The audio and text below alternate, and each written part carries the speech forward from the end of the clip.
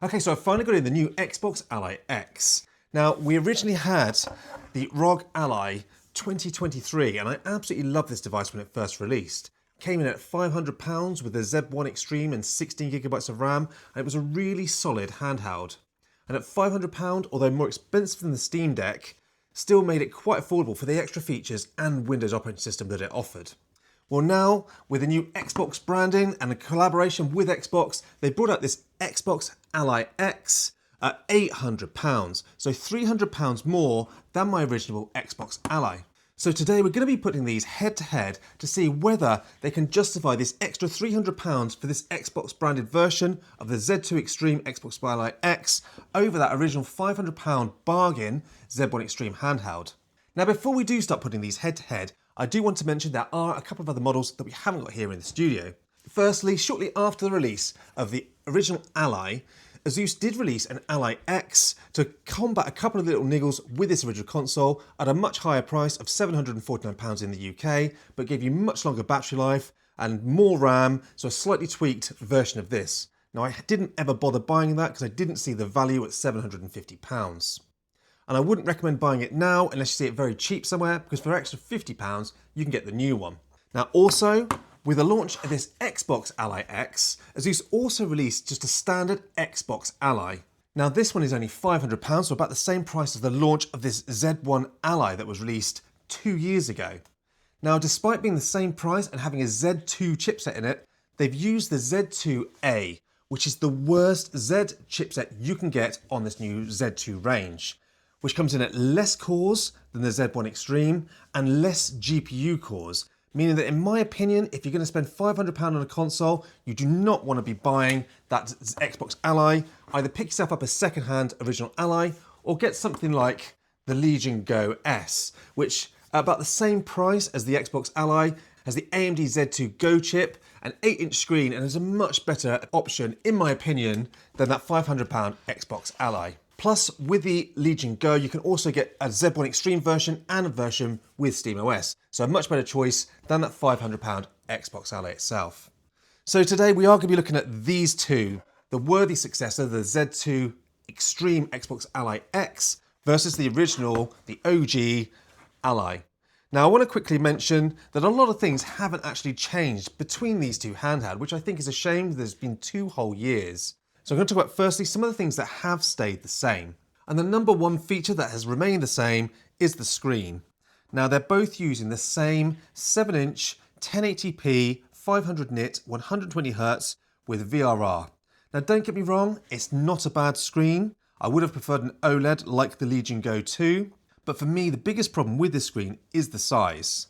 Now, when you've got something that's very portable, this 7-inch screen can make sense, and this one did feel incredibly portable when it was released. It's very slim, it's very light, but when they really bulked up this new Xbox Ally X, putting that same screen in, it seems like a bit of a miss to me. You've got so much space here, I reckon they could have squeezed in an 8-inch screen and had a better device for your everyday use. But I do like the fact that it's a 16:9 aspect ratio, which is great for games and watching movies, if you want to do that on your handheld. They've also kept the same 2-watt front-firing speakers, but we will do a test to see if they've improved them at all, because they sound like this. Speaker test of the Rog Ally versus the new Xbox Ally X. 50% volume to start, and starting with the Ally.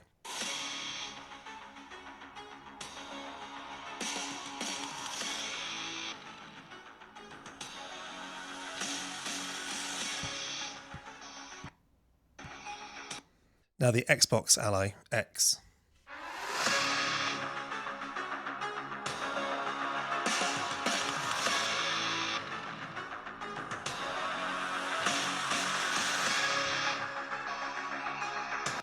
Now 80%.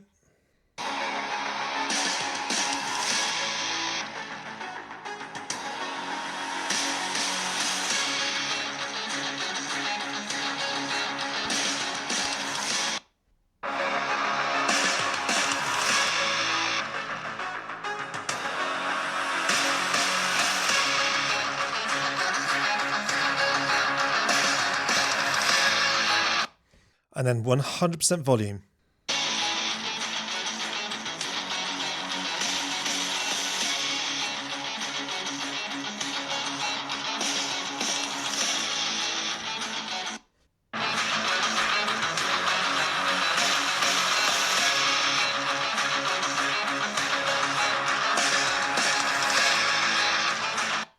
So there we go. I would say the new Xbox Ally X is definitely louder than the original Ally, but the quality of the speakers seems very, very similar between the two. And we also get the very similar button and trigger system from the Ally over to this Ally X, with the one main difference, the Xbox button that we have now. Now this one will also automatically boot into the Xbox experience on this handheld that you didn't get on the original Ally. But to me so far, I've not been overly impressed. It is okay, but it isn't something I think is worth upgrading to for that feature. But hopefully that will improve over time. So then, let's just talk about some of the things that they have actually changed. And the very first thing that they've changed I want to talk about is the actual size and the weight of this device, because that is a big difference between the original Ally and this new Ally X. The original one was very svelte, at only 608 grams and incredibly slim, and felt really compact in your hand, and I love that about the original Ally. This one comes in at over 100 grams heavier at 715 grams, and you really can feel the difference between the two handhelds, and it is certainly an awful lot thicker when we sort of see them side by side. We also get the new sort of hand grips that is a big sort of feature of this new Xbox Ally X. And I have to be honest, with regards to that, having used these for quite some time, I do really like these handheld sort of grips. It does feel nice and solid, and it gives you a really good grasp of the control systems. Not that I had any problems with the original, but I just found it more difficult, especially with the back buttons and sort of slipping around on the actual console itself. This one does feel much more rock solid in your fingers. Button-wise, they feel very similar, but the D-pad has massively improved this year. The D-pad was okay on the original and certainly better than the original Legion Go, but did feel a little bit flat. This one is a little bit more proud, and it just feels really nice, especially if you're into fighting games like I am. I really love this new D-pad. The joysticks are also just slightly higher than the originals, but feel equally as good, a little bit firmer, but there's really not much in it, and I think you'll enjoy using both depending on whichever one you've got. And the buttons feel almost identical, so no issues there. Now when we move to the top of the handheld, you can see there are some more differences here. So first things first, we've still got the power button, though it's been slightly pushed over on the new model. They both have the fingerprint reader. The new fingerprint reader does feel a little bit more accurate and reliable than the original, but they both work really well. Then you'll see that they've now moved the headset jack is now next to that power button, whereas on the original Ally it was right across. Then we have an SD card slot, whereas the SD card slot is over here. Then some exhaust venting, which we don't have on the original. All the exhaust venting is over at the back, but we do still have the back venting on the new Ally X. Then as we move further up the device, we've got the volume rockers, and then the ports. This is something that they have changed. On the original Ally, we had a USB-C and the XG Mobile port. Now the XG Mobile did give you that opportunity to buy the proprietary graphics cards, which Asus sell at a massively inflated cost, but did work well when it's plugged in. Whereas now we've got a USB-C and a USB 4, which means you can use eGPUs, and we will do a video on that one shortly. Now the biggest problem I don't like about the port layout on the original Ally was the fact that there wasn't a very easy to see definition to find where your USB-C was. So when you wanted to plug it in, I was always sort of faffing around trying to find it, especially if you're playing sort of in a darker environment. I much prefer the two sort of USB-C ports on the Ally X. Not only does it make it easier to just find it and plug it in, but also means you can plug in a power supply, an external hard drive, or other peripheral in your second port, which you couldn't do on that original Ally. So overall, you can see very clearly that they're very similar, apart from those ports. And as we move to the back, they've changed the rear triggers. They're much smaller on the new model, and I do much prefer these rear triggers. I was never a big fan of these. I did used to mishit them quite a bit. The venting is almost identical, as you can see. They're slightly larger on the new Ally X, and you have the Asus sort of Rog logo here that is actually venting as well. Now another change between this original Ally and the new one is we get a 2280 SSD slot this year, and we will look at upgrading that soon, whereas you just had a 30mm, which limited your upgrade potential on the Ally. Now that was fixed with the original Ally X that was released in 2024, but that unfortunately was a bit of a limitation on the original Ally. Now, although the new Xbox Ally X does boot in to this new Xbox experience, which isn't bad in that you don't need to use your keyboard and mouse very often, you can literally do everything with the touchpad, I do still find it a little bit bare bones, and I often find myself wanting to go back to Windows, which is very easy to do just by holding down the Xbox key, and we can just literally go to the Windows desktop, It'll give you a prompt and it'll take me through to the desktop area, which is where probably I spend most of my time anyway, because I do very often use these docked as well as actually just in the hand. So I like to often be back at the Windows desktop. And I found no actual performance difference between using just the desktop mode and the Xbox experience. So don't think that by using that Xbox experience, you're going to free up loads of resources and make it run better. I've not found that at all so far, though that may change in the future. So we're back to the Windows desktop, as you would be on the original Rog Ally. So when you press the overlay key on this new model, you'll see it now integrates into the game bar. And I like that. We had that on the MSI Claw. But that is something they also added in a later release to the Rog Ally. So you can see that we can still bring this up now and it integrates it into your game bar. And I really like this feature because obviously it works really quickly. It's very responsive. And not only can we change the settings on the fly, but then you can also do game clip captures, make some other changes for your microphone and your volume. And it is really handy to have that integrated in. And I like it a lot on this one as I did on the MSI Claw. As before, we've got our main profiles, your silent, your performance and your turbo. We will talk about that in depth in the actual performance section.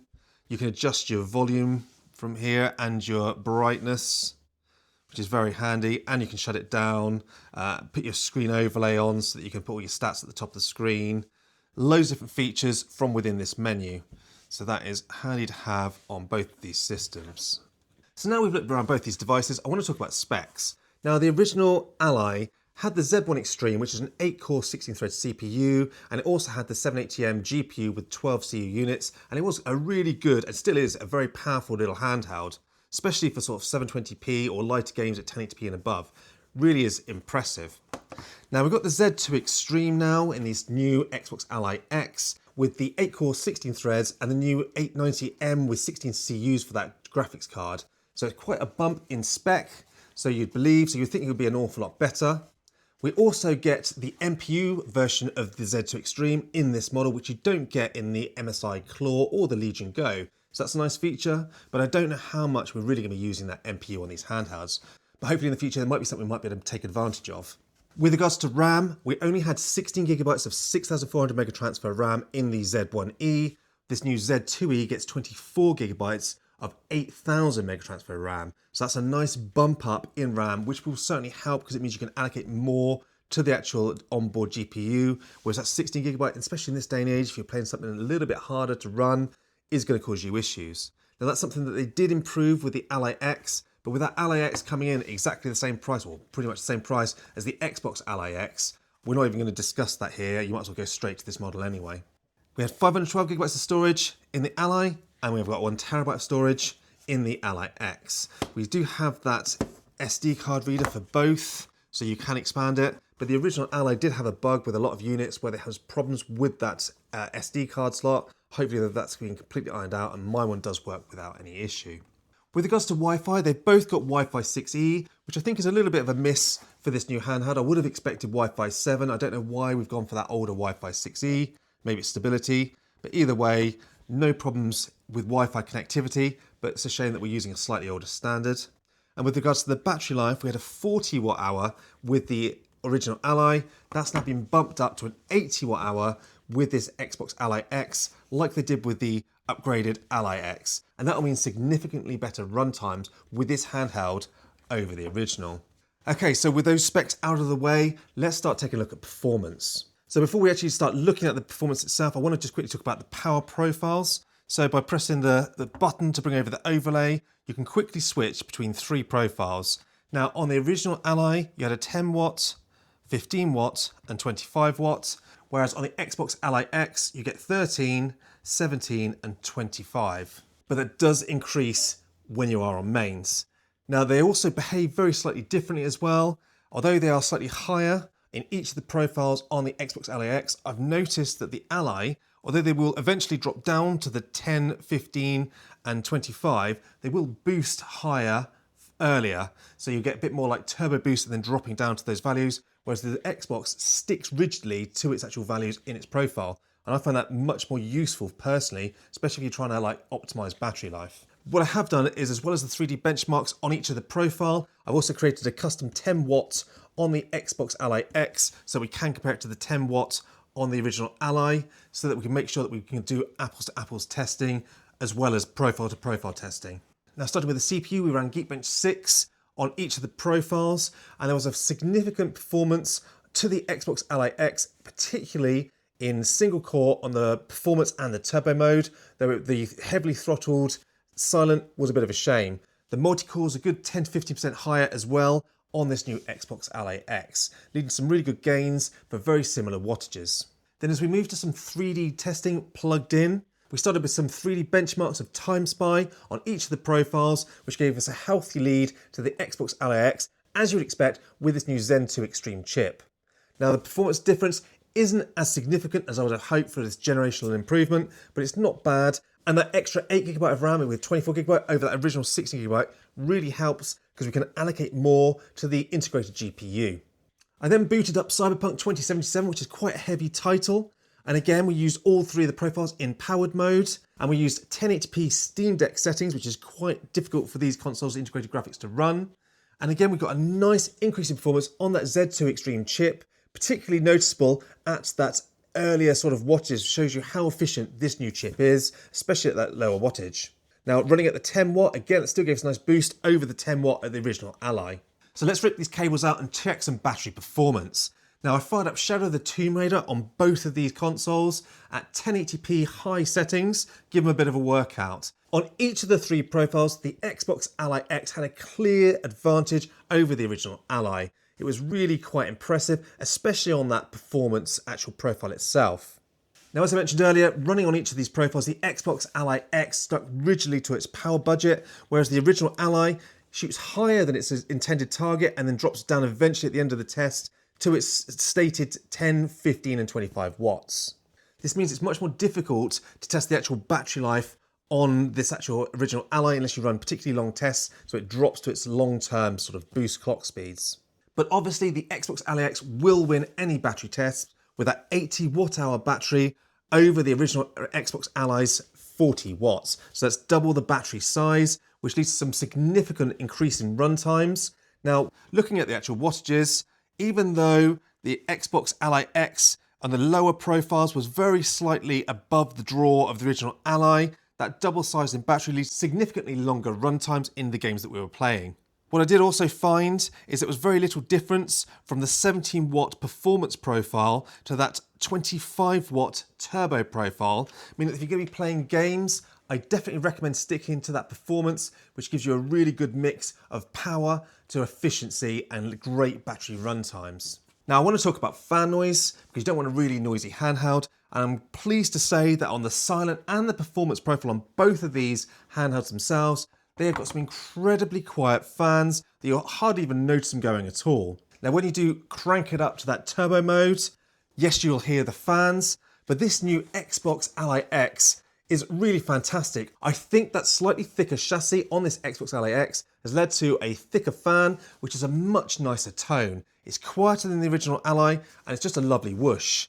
Whereas the original Xbox Ally, when you put it in that turbo mode, not only can you really hear the fan, it's got a bit of annoying whine as well, which is really quite annoying. So much so that I never normally run it in that turbo mode. I normally leave it in performance. But with this one, you can put it in that turbo mode and it's not going to annoy you. And that's a really big positive to this new handheld. So that leads me through to the conclusion. And I want to say, if money's no object and you're just going out and buying one of these, then obviously I would definitely recommend the Xbox Ally X. I think it's a significant upgrade over the original Ally with better performance, more RAM, more comfortable ergonomics, much better battery life, and just really good overall performance and an all-round great package. But that said, this is £300 more than the original Ally, and I'm sure you can probably pick this up second-hand or used or whatever for a fraction of that cost now. And then it makes it a lot more difficult because you can pretty much play all of the games on your original Ally. Some of the more modern titles, you're going to have to change some of the settings down, maybe drop it to 720p, but it's still going to be playable. And the whole point of these is that you can just take it everywhere and just use it. So do you really want to be spending £900 on one of these devices? Now, me personally, I would stump up the cash and pay for it, but I know a lot of people that just want a cheap handheld that they can chuck in a bag and do some sort of offline gaming, you know, when they're sort of hanging around somewhere. And in which case, there really is a strong case to get this original Ally, which is still a fantastic device, especially at that price. Now, I would recommend that absolutely nobody buys the Xbox Ally non-X version. It is slower than this at about the same price, so literally there's no point buying that one. And if you do own the Ally X, which is an upgraded version of the original Ally, then I definitely don't recommend you rush out and buy the actual new Xbox Ally X. I certainly would upgrade from the Ally to this new Xbox Ally X because I love this form factor so much. Now, the only fly in the ointment for me is the 7-inch screen, which is still the same as it was in 2023. That's the only thing that's ever put me off this Xbox Ally. Now, if you're not subscribed already, please consider doing so because there's going to be plenty more handheld content, and we're going to be putting these head-to-head with the Legion Go and the MSI Claws very soon. Now, as always, if you've got any questions, drop it down below and I will get back to you. And lastly, thanks for watching.